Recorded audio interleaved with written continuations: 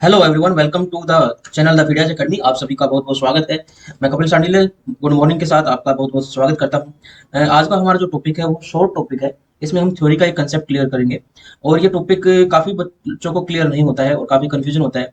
तो Indian space research programme या इसरो से रिलेटेड भी क्वेश्चन आपके पेपर में आते ही आते हैं, हर एग्जाम में आते हैं। और साथ ही साथ आपसे प्लैनेट्स और सैटेलाइट के बारे में पूछा जाता है। और उसी के अंदर जो नेचुरल सैटेलाइट है, एक तो नेचुरल सैटेलाइट है, जैसे अर्थ का नेचुरल सैटेलाइट होता है, मून होता है, ठीक है, जो कि अपने आप बने हुए हैं और वो प्लेनेट के चारों तरफ चक्कर लगाते हैं। कुछ सैटेलाइट ऐसे होते हैं जो मैन मेड होते हैं और मैन मेड सैटेलाइट को कहते हैं आर्टिफिशियल सैटेलाइट। तो ये आर्टिफिशियल सैटेलाइट अर्थ से भेजे जाते हैं और भेजे जाते हैं तो अलग अलग ऑर्बिट में इसको सेटअप किया जाता है। आपने सुना होगा PSLV, जब कोई रॉकेट छोड़ा जाता है इसरो के द्वारा तो PSLV के द्वारा छोड़ा गया है। उसके बाद आपने सुना होगा GSLV, ठीक है। तो ये अलग अलग लॉन्चिंग व्हीकल क्यों यूज किए जाते हैं उसके बारे में बात करेंगे। PSLV जो यूज किया जाता है वो लाइट एयरक्राफ्ट को, लाइट जो रॉकेट है, सैटेलाइट है, उनको लॉन्च करने के लिए यूज किया जाता है। और हाल ही में आपने देखा था कि भारत ने रिकॉर्ड बनाया 104 सैटेलाइट, एक बार में 104 सैटेलाइट एक ही लॉन्चिंग व्हीकल से भेज के जो है वर्ल्ड रिकॉर्ड बनाया। अभी तक किसी देश ने नहीं ये किया है। और GSLV की बात करें तो भारत अभी तक, काफी समय पहले तक हमने देखा था कि दूसरों पर ही डिपेंडेंट था। और जो हमारे कम्युनिकेशन सैटेलाइट थे, खासतौर से इनसेट सीरीज है, जैसे ये जो PSLV सैटेलाइट है, ये GSLV क्या है थोड़ा सा मैं बताऊंगा आपको।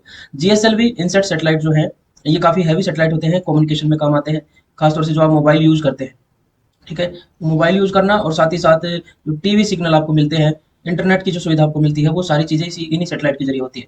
तो अगर ये सैटेलाइट धरती पर, धरती के चारों तरफ घूम रहे हैं और भारत मान लीजिए यहाँ पर है, तो इन सैटेलाइट अगर ये धरती की स्पीड के साथ ही घूमे तभी यहाँ पर सिग्नल दे पाएंगे।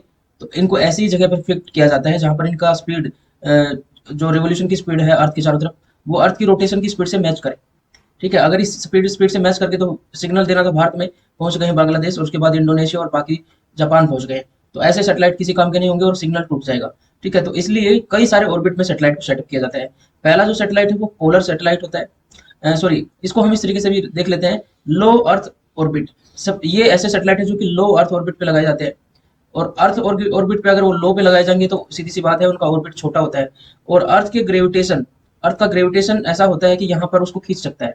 तो उस ग्रेविटेशन को मैच करने के लिए उसे सेंट्रीफ्यूगल फोर्स क्रिएट करना होगा। तो सेंट्रीफ्यूगल फोर्स क्रिएट करने के लिए उसे ज़्यादा स्पीड में, उसकी स्पीड ज़्यादा होनी चाहिए, वो उसको ज़्यादा स्पीड आगे लेके चलनी पड़ेगी ताकि वो गिरे ना। तो लो अर्थ ऑर्बिट में जो सैटेलाइट सेटअप किए जाते हैं, वो सेंट्रीफ्यूगल फोर्स को बढ़ाने के लिए ज़्यादा स्पीड में घूमते हैं। यानी कि जो अर्थ का रोटेशन का स्पीड है, जो अपने एक्सिस पे अर्थ रोटेट करती है वेस्ट से ईस्ट की तरफ, इसकी स्पीड है 24 घंटे में ये एक रोटेशन अपना पूरा कर लेती है। तो ये जो रोटेशन स्पीड है, इस रोटेशन स्पीड 24 घंटे की स्पीड के साथ इन सैटेलाइट को रिवोल्यूशन की स्पीड स्पीड जो है वो उससे ज़्यादा होगी। इसकी रिवोल्यूशन की स्पीड शायद 8 घंटे हो सकती है, 4 घंटे भी हो सकती है, ज़्यादा लो ऑर्बिट है। तो हो सकता है कि ये 24 घंटे में 8-10 चक्कर पूरी पृथ्वी के लगा ले। और ऐसा ऐसे ऑर्बिट जो है वो खासतौर से ऐसे ऑर्बिट, ऐसे जो सैटेलाइट होते हैं, वो पूरे वर्ल्ड में यूज किए जाते हैं, रिमोट सेंसिंग के लिए यूज किए जाते हैं, पूरे वर्ल्ड में खोज के लिए यूज किए जाते हैं। तो वो एक कंट्री पर स्टेटिक नहीं रहते। तो लो ऑर्बिट, जो अर्थ ऑर्बिट जो सैटेलाइट है, वो कुछ इस तरह के होते हैं, ठीक है। उसके बाद आता है मिड मिड अर्थ ऑर्बिट।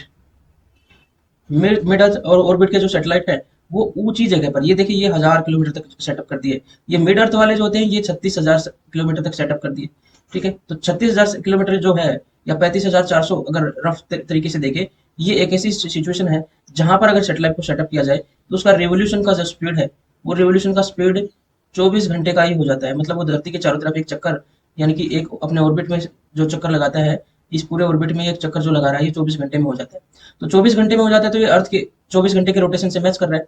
तो ये हमेशा, अगर भारत, मान ले भारत ने एक सैटेलाइट छोड़ा है, ये यहाँ पर भारत है और यहाँ पर सैटेलाइट है, तो 1 घंटे बाद भारत यहाँ पर है, तो सैटेलाइट भी इसके ऊपर ही रहेगा। तो इस तरीके से हमेशा ये अवेलेबल रहेगा ऐसा सैटेलाइट।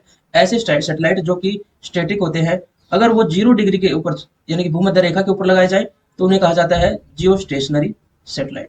क्योंकि ये देखा जाए तो स्टेशनरी है, मतलब एक जगह पर स्टेशन दिखते हैं, ऐसा लगता है एक जगह जगह पर रुके हुए हैं, असल में वो चल तो रहे हैं। तो यहाँ पर हमने देखी दो चीजें देखनी है, कि जियो स्टेशनरी सैटेलाइट क्या होता है। जियो स्टेशनरी सैटेलाइट ऐसा सैटेलाइट होता है जो सैटेलाइट आपको 0 डिग्री रेखा के प्लेन पर, उसके तल पर सेटअप किया जाता है। उसका रोटेशन का जो, अर्थ का जो रोटेशन है, अर्थ रोटेशन की जो स्पीड है, ठीक है, यानी कि 24 घंटे का टाइमिंग लेने वाली जो स्पीड है, उसके साथ उसका रेवोल्यूशन का स्पीड मैच करेगा। ठीक है, तो ये हो गया जियो स्टेशनरी सैटेलाइट जो कि 0 डिग्री प्लेन पर छोड़े जाएंगे। ठीक है, लेकिन अगर यही सैटेलाइट थोड़े से इंक्लाइन करके लगाए जाए, ठीक है, 0 डिग्री पे ना लगा के थोड़े से इंक्लाइन करके लगाए जाए, और इनका भी रिवोल्यूशन का अगर स्पीड, इनकी रेवोल्यूशन का स्पीड भी अगर 24 घंटे का ही है, तो इनको कहा जाता है जियो सिंक्रोनस। ठीक है, जियो सिंक्रोनस सैटेलाइट, यानी कि ये सिंक्रोनस मतलब मैचिंग कर रहे हैं किसके साथ, अर्थ के साथ मैचिंग कर रहे हैं।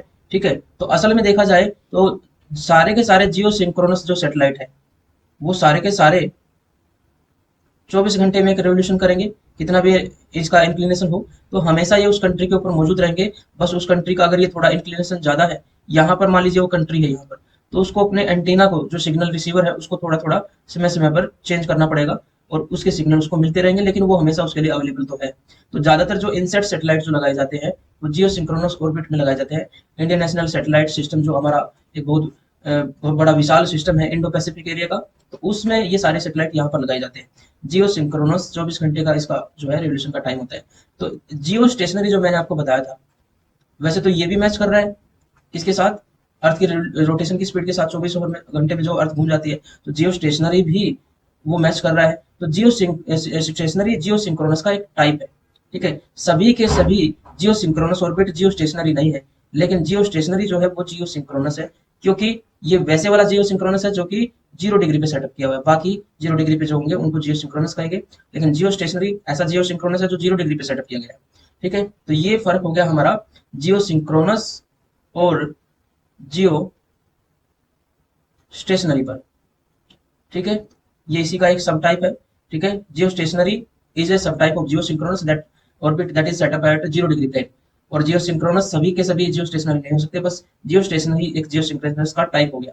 ठीक है, अब दूसरा जो ये जो सेटअप किया जाता है, ये 35,400 किलोमीटर की ऊंचाई पर सेटअप किया जाता है। यहाँ पर अगर कोई सेटेलाइट सेटअप किया जाए तो उसका रेवोल्यूशन का स्पीड जो है वो 24, और जो रोटेशन का जो स्पीड है अर्थ के साथ मैच करेगा। ठीक है, तो हमें ऐसा लगेगा जैसे हम यहाँ पर थे, तो हमें अपना वो जो सेटेलाइट है वो यहाँ पर दिखाई देगा, तो हमें लगेगा भारत के ऊपर ही है। भारत अगर रेवोल्यूशन के रोटेशन में यहाँ पहुंच गया है, तो हमें वो यहाँ पर दिखाई देगा, तो हमें ऐसा लगेगा कि वो स्टेशन है एक जगह पर रुका हुआ है। ठीक है, इसको पार्किंग ऑर्बिट भी कहा जाता है, ध्यान रखना। This orbit is also called as parking orbit. Geostationary या जियो सिंक्रोनस दोनों की बात करें, पार्किंग ऑर्बिट हो गया। अब एक और सैटेलाइट लॉन्चिंग व्हीकल आपने देखा होगा, पीएसएलवी। भारत इसमें महारत हासिल की हुई है। ठीक है, इसमें तो भारत एक तरह से देखा जाए तो एक बड़ा महारथी बन चुका है, इसकी महारत हासिल कर चुका है, और दुनिया के सैकड़ों सैटेलाइट इंडिया छोड़ रहा है, उनसे जो भी उसका चार्ज है वो लेता है, और ये एक तरह से सॉफ्ट पावर है इंडिया की।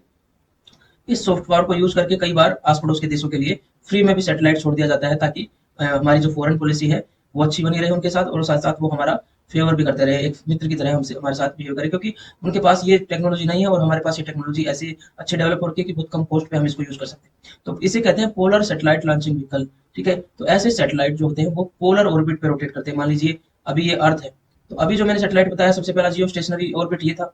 उसके बाद दूसरा ऑर्बिट जो मैं बता रहा हूँ आपको, ये 0 डिग्री है, तो उसका थोड़ा सा इंक्लाइन कर दे, ये जियो सिंक्रोनस हो गया। ठीक है, लेकिन अब तीसरा जो ऑर्बिट मैं आपको बता रहा हूँ, ये लो ऑर्बिट में सेटअप किए जाने वाले सैटेलाइट ही है, लेकिन इसका रेवोल्यूशन जो पोल्स के ऐसे होता है। ठीक है, और ऐसे सैटेलाइट बहुत सारे सेट कर दिए जाते हैं।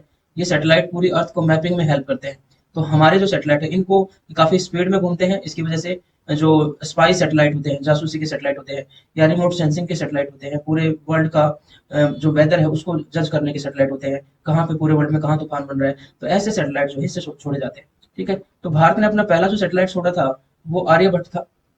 तो ये आर्यभट्ट सैटेलाइट भारत ने अपने आप बनाया तो था, इसरो ने बनाया था इसको। ठीक है, developed by ISRO, but it was launched by Soviet agency. ठीक है, सोवियत यूनियन जो यूएसएसआर था उसकी स्पेस एजेंसी है कॉस्मोस, उसने इसको छोड़ा था।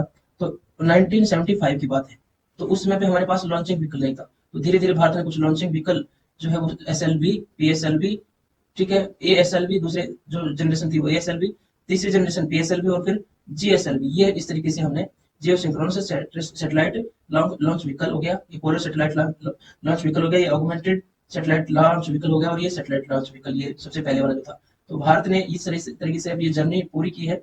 इसरो की बात करें तो इसरो ने एक अच्छी डेवलपमेंट की है।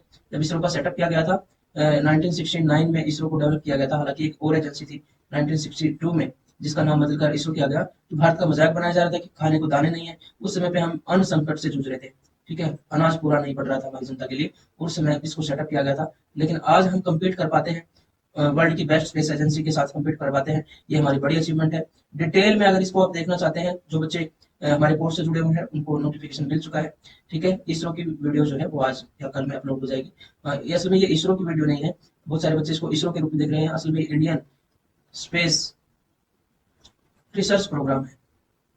तो ये एक डिफरेंट थिंग हो गया। ये एनसीईआरटी में दिया हुआ है, एनसीईआरटी से आप इसको पढ़ सकते हैं, लेकिन ये बहुत सतही तौर पे इसको दिया हुआ है। तो वी कैन नॉट एक्सपेक्ट, अगर पॉपुलेशन का चैप्टर अगर केवीएस पीआरटी में आप देखते हैं तो पॉपुलेशन का चैप्टर में कहीं पर आपको सारे डाटा नहीं है, लेकिन एग्जाम में वो बिल्कुल अपडेटेड डाटा पूछ चुके हैं। तो इस तरीके से आप वहाँ से हमारे साथ जो है पढ़ सकते हैं। सभी बच्चे जो है अपने आप से भी एनसीईआरटी से पढ़ सकते हैं। जो कोर्स में नहीं है या कहीं से कोर्स लिया हुआ है तो भी एनसीईआरटी तो पढ़नी चाहिए। एनसीईआरटी पढ़ने से आपको एक नयापन दिखेगा, पहली बात तो ये। दूसरा, अगर वैकेंसियां नहीं आई हुई है तो आपके पास टाइम है तो अपना बेस और मजबूत कर सकते हैं, ठीक है। आई विल रिकमेंड कि एनसीईआरटी सब बच्चे पढ़े। सब बच्चे इसको एनसीईआरटी पढ़ेंगे, बहुत सरल सी चीजें होती है। लेकिन अगर आपने कोर्स ज्वाइन किया हुआ है, ठीक है, तो पहले कोर्स को कंप्लीट कीजिए, कंटेंट को कंप्लीट कीजिए, क्योंकि 90% वही है, 90 से 95% सारा वही है। उस बहुत सारी इंपॉर्टेंट चीज कम का टाइम में आप वहां से कर पाएंगे।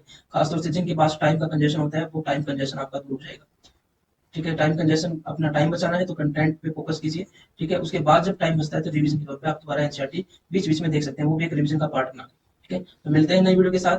आपको एक वीडियो कैसा लगा जरूर अपना लाइक कीजिए, अगर पसंद आया तो कमेंट करके बताइए कि और क्या क्या चीजें की जाए, ठीक है। कमेंट करके अपना फीडबैक दे सकते हैं और इसको शेयर कर सकते हैं जो भी दोस्त आपकी तैयारी कर रहे हैं। जय हिंद, जय भारत, खुश रहिए। और थोड़ा सा मोटिवेशन तो मैं बताना चाहूंगा, मैं रोकता हूँ आपको कि अक्सर हम ये सोचते हैं कि हमारे ही साथ दिक्कत हो रही है, ठीक है। मैं एक घटना बताता हूँ कि दिल्ली में 2009 में वैकेंसी आई थी डीएसएसबी की, पीआरटी की, ठीक है। डीएसएसबी पीआरटी की वैकेंसी, उनकी ज्वाइनिंग 2015 में हुई है। सोच के देखिए उन्होंने कितना सफर किया वैकेंसी आने के बाद भी, ठीक है। और ऐसे ही बहुत सारी वैकेंसी आप देखते हैं। केवीएस तो बहुत, अगर वैकेंसी निकालता है तो बहुत जल्दी से एग्जाम लेगा। तो डीएसएसबी की अब थोड़ी सी एग्जाम की स्पीड बहुत तेज हो गई है। तो डीएसएसबी की वैकेंसी इस साल जो आने वाली है उसके लिए तो कमर कस लीजिए, क्योंकि अब इसमें भी बीएड एलिजिबल हो गया है। तो आप सभी बच्चे जो है जो बीएड किए हुए हैं वो भी इसमें एलिजिबल हो गए हैं, केवीएस वाले भी एलिजिबल हो गए हैं। तो आपके लिए एक और खिड़की खुल रही है, एक बेटर खिड़की खुल रही है। तो आप सभी तैयारी कर लीजिए। कई बार डिले होता है तो वो आपके लिए और अपॉर्चुनिटी भी लेके आता है। अगर डीएसएसबी पहले वैकेंसी निकाल देता तो हो सकता था कि बीएड वाले एलिजिबल ही ना हो, ठीक है, उस समय पे। अगर वो जनवरी में ही निकाल देता, ठीक है, तो उसने आरआर चेंज किए हैं न्यू एजुकेशन पॉलिसी के अकॉर्डिंग, तो वो आपके लिए एक अवसर लेके आ रहा है। तो आपके लिए एक खिड़की और खुल रही है। और डीएसएसबी जैसे बता चुका है कि 4000 वैकेंसी लेके आने वाला है। इसके अलावा आप सभी जानते हैं कि लेटेस्ट जो आरटीआई की रिप्लाई देखने को मिल रहे हैं, तो लगभग 4400 के आसपास वैकेंसी जो है केवीएस में भी वैकेंट हो चुकी है, केवीएस पीआरटी की। और टीजीटी और पीजीटी तो है ही, ठीक है। वो सभी के लिए भी आप तैयारी कीजिए। आपका दिन शुभ हो। मोटिवेशन को बनाए रखिए, अपनी एनर्जी को बनाए रखिए, अपनी रेगुलरिटी को बनाए रखिए, कंसिस्टेंसी, यही तो परीक्षा है, ठीक है।